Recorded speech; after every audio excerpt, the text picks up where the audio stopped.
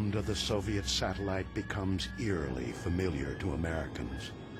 Fears escalate that the Cold War could heat up with catastrophic effect. Immediately everyone thought, well, they're now able to really send their military machines around the world up above. Who is not going to be in danger? President Eisenhower combined several agencies working on rocketry and flight to create one civilian agency, the National Aeronautics and Space Administration.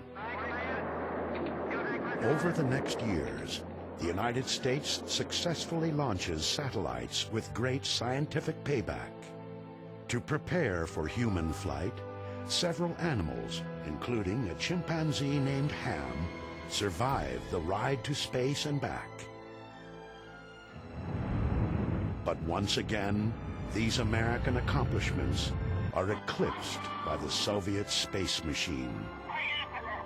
April 12, 1961, cosmonaut Yuri Gagarin becomes the first human in space. To temper this latest Soviet triumph, the U.S. needs to put its own man in space. That man is astronaut Alan Shepard. 1.2 G. Shepard's flight had tremendous impact. I think it was the leading technological accomplishment of that era and led to the whole future of the exploration to the moon. Unlike Gagarin's 108-minute orbit of Earth, Shepard's suborbital flight, the nation's lone human venture into space, lasts just 15 minutes. Nonetheless, President Kennedy goes before Congress and lays down the gauntlet. I believe that this nation should commit itself to achieving the goal before this decade is out of landing a man on the moon and returning him safely to the Earth. The combination of the Gagarin flight and the Bay of Pigs disaster with Cuba, I think, pushed Kennedy towards something that would be positive and would show that we were ahead of the Soviet Union. President Kennedy's interest in space moves beyond just beating the Soviets. As his passion grows, so does his rhetoric. We choose to go to the moon in this decade and do the other things, not because they are easy, but because they are hard. It will take an all-out effort by thousands of dedicated Americans to design and build the machines and methodologies needed to succeed, one small step at a time. Godspeed, John Glenn. February 20th, 1962. John Glenn circumnavigates the Earth 3 times. The single most important factor was that man could survive and perform as well at 0 gravity as he could at 1 G. 0 G and I feel fine. By May 1963, the U.S. Mercury program flies 6 manned flights. But the last, Gordon Cooper's 34-hour solo mission, still leaves the moon out of America's reach. The Gemini program is the next step. Its larger capsule carries 2 astronauts. Mercury veteran Gus Grissom flies with John Young aboard Gemini 3, the program's first manned flight. On Gemini 4, Ed White opens the hatch and steps out into the void as America's first spacewalker. I feel like $1 million. I'm going to pick up. Extravehicular activity, EVA, in NASA speak, is critical to a moon mission. Go. 5, 4, 3, 2, 1. Ignition. Engine start. So too is the ability of 2 spacecraft to meet up or rendezvous in space. It happens on Jim Lovell's first flight.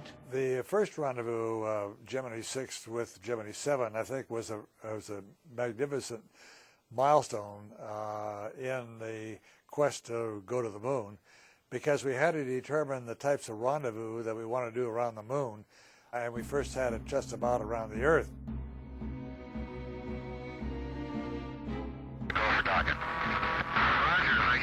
By Gemini's 12th and final mission, rendezvous and docking are well practiced.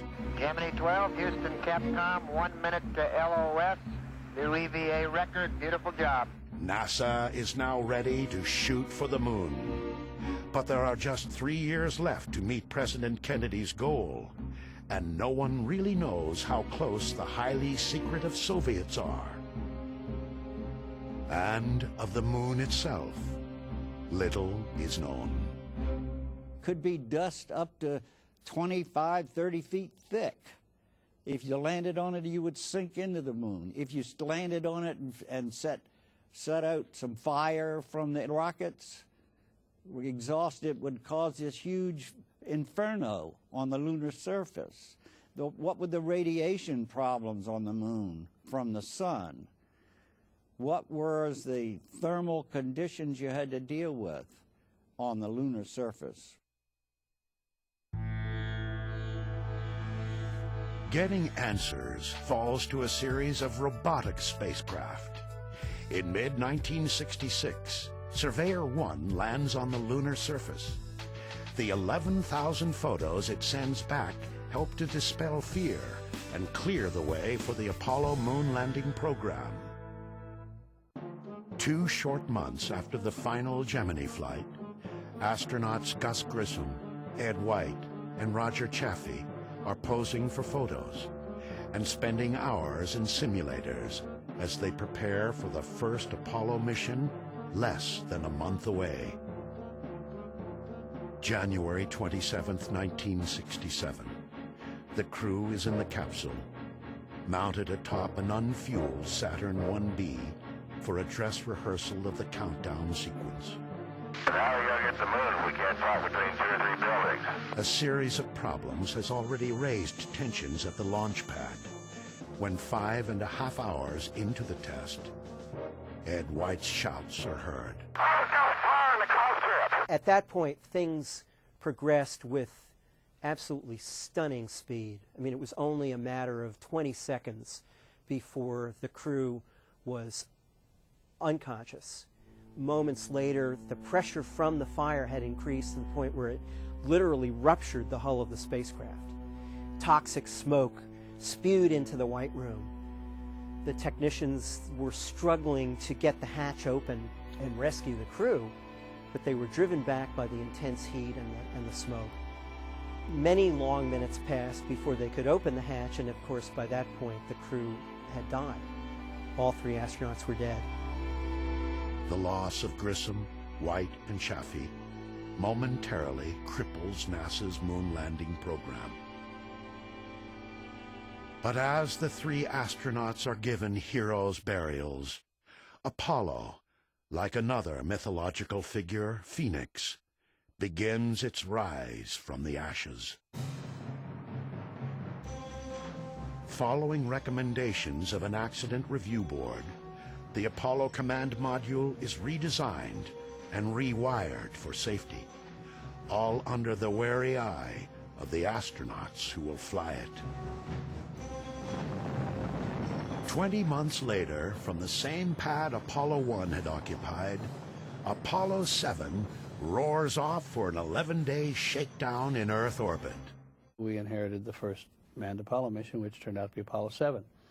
But as with many things with NASA, what was a disaster with Apollo 1 turned out to be a real triumph with Apollo 7, because the spacecraft itself was a marvelous flying machine.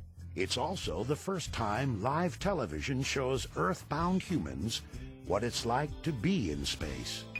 It says from that lovely Apollo something. You guys should write Apollo room. High atop everything. High atop everything. Apollo 7's success restores some swagger to America's space program. But there are reports the Soviets may be closing in on the moon. The original plan was for Apollo 8 to be an Earth orbit test, but the lunar module wasn't ready. And so the decision was made to actually do a circumnavigation of the moon.